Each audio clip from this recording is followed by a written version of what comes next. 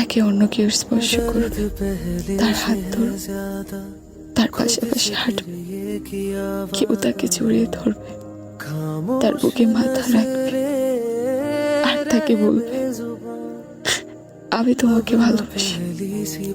এসব ভাবলেই আমার চারিদিক অন্ধকার হয়ে যায়, নিঃশ্বাস আটকে যায়, বুকের ভিতরে চূর্ণ বিচূর্ণ হয়ে যায়, না চাইতেই চোখ দিয়ে পানি চলে আসে।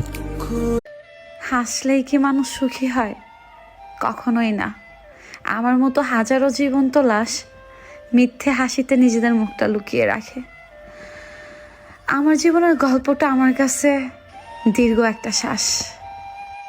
শুধু আমিই জানি কতটা মানসিক যন্ত্রণা আর চাপ নিয়ে সবার মধ্যে চলাফেরা করি।